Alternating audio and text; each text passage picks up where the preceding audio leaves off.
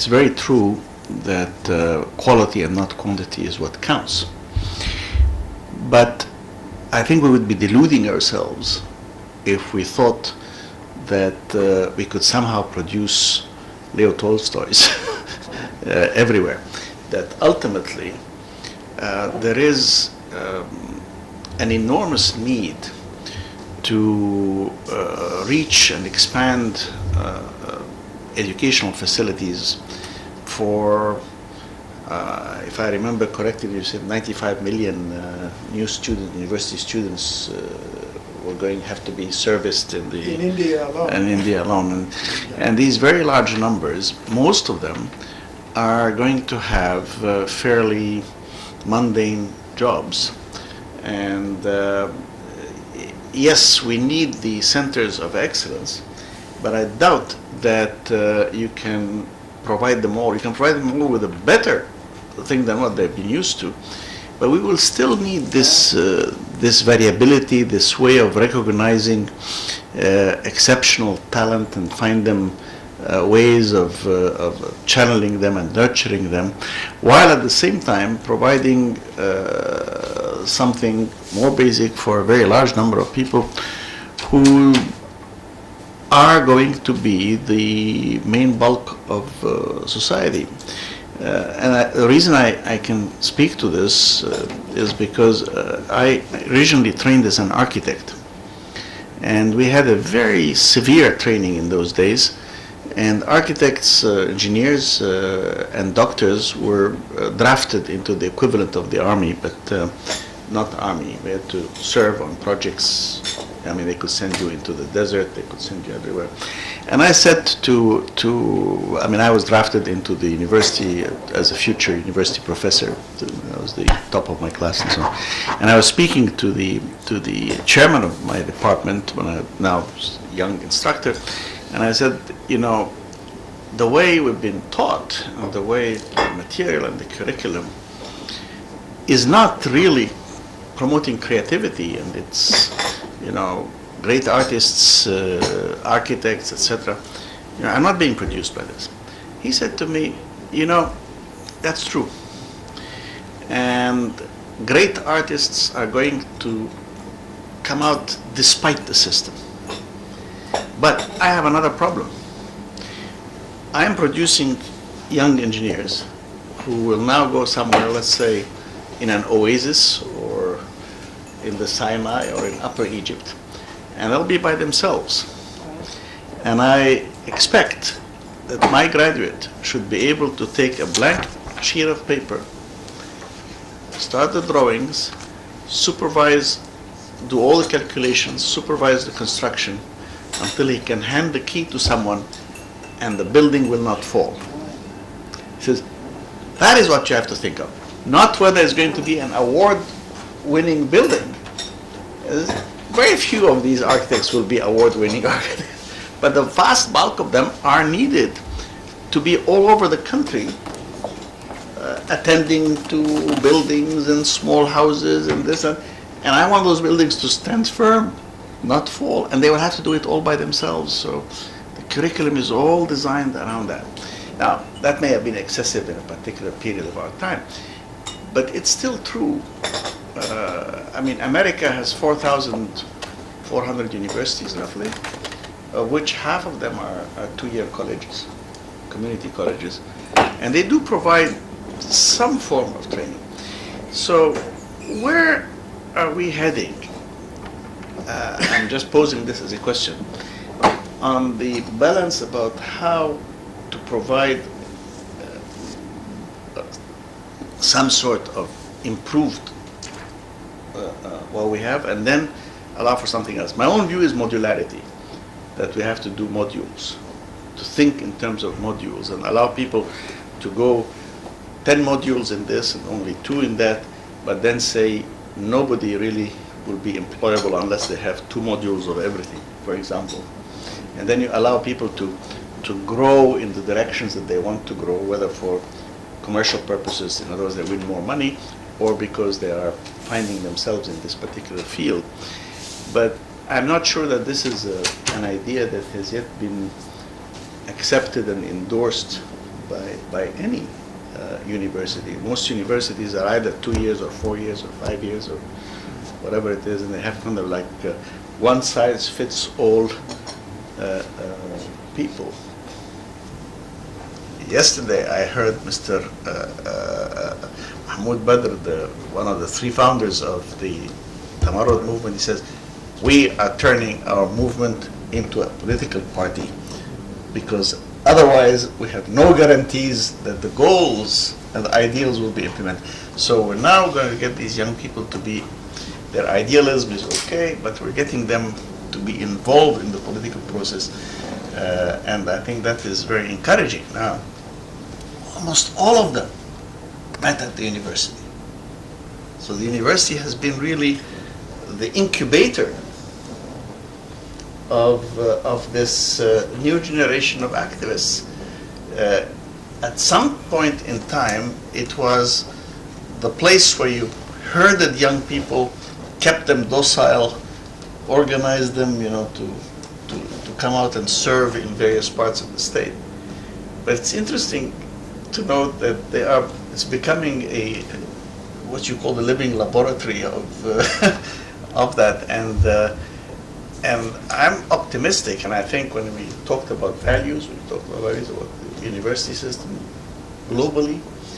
I think that part of it, the role that it will play as an incubator for successive generations of citizens, of citizenship, aside from the quality of education, the nature of the courses that they will take, there is a process of socialization that comes at that moment in their lives, when they go from being adolescents to being adults, where they go from being dependents to being independent, they go from being minors to being full citizens.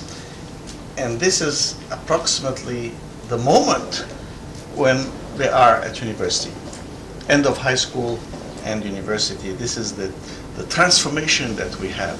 The new technologies have helped a lot in the possibility of, yes, having very large numbers of students, 100,000, 150,000 registered on a single course. And even if 95% of them don't complete the course, you're still getting 5,000 students who have actually taken a course instead of 50 or 100. But perhaps what would help critical thinking a lot in the universities is a slightly different application of the new technology, which is flipped classroom instruction. And that's where basically the teachers deliver their lectures in video form, which the students see at their own time, and they use the FaceTime in class to discuss and interact with the students rather than deliver the formal lecture.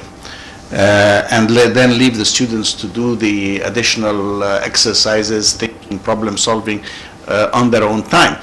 So the flipped classroom instruction, which is also being made possible by the huge availability of these online techniques, enables the part where the teacher is just imparting it to be done on video. And it also enables the students who miss a particular part to hear it again and play it back and listen to it more than once if they want to finally get it right. And then you maximize the value of interaction between the teacher and the students in the time that was normally allocated to delivering a lecture.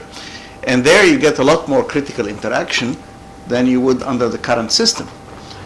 And without being particularly threatening to the teachers about whether, and even without going necessarily much beyond the walls of the existing university.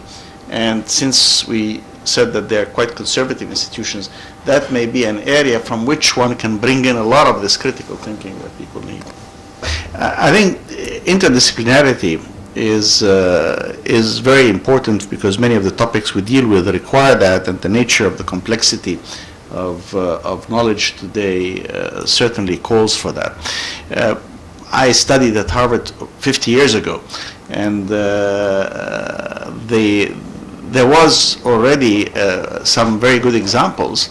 Arthur Maas from government, with Robert Dorfman from economics, and one from engineering, and the person from what today we would call natural resources, but they gave courses on water resource management, which was quite early on these issues.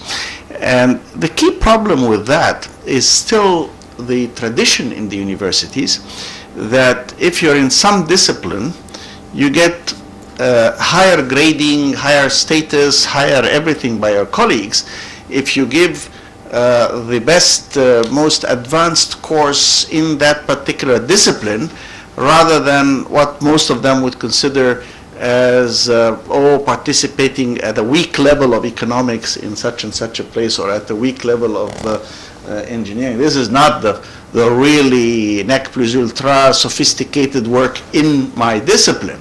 And it seems thus extremely important that the administrators really break that perceptual domain, because ultimately people's promotions in the university, the teachers themselves as they go from young instructors to full professors, are by their peers, the senior professors in those departments and disciplines.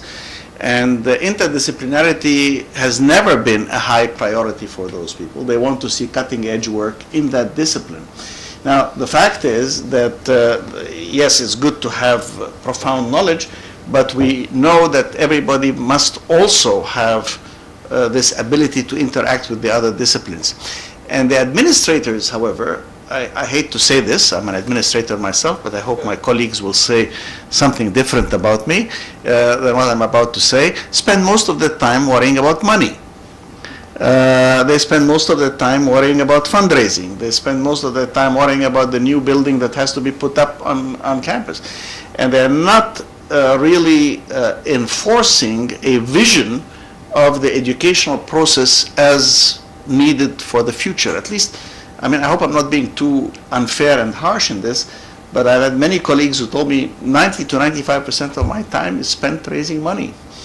And that's unfortunate, because they should be delegating part of that function to their fundraising offices and really act as a leader.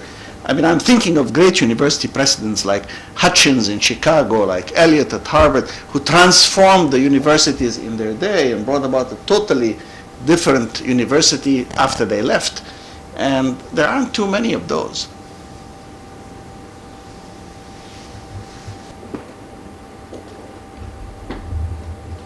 So you rightly suggest another need, a course for president of university, yes. Effective presidency. Yes, and a shared, not only an effective, how to effectively run, but a shared vision of the future. You know, you're running around, a lot of us are running around solving yesterday's problems rather than anticipating tomorrow's challenges. And it's not easy, because people tell you, what are you bothering me with? Look at what I have to do now. Well, you have to also anticipate the future and try to make sure that the actions you are doing today to resolve the problems and challenges of today don't take you off course from the direction of the vision that you believe the institution would have to look like in order to respond to tomorrow's challenges. And that's not being done enough anyway.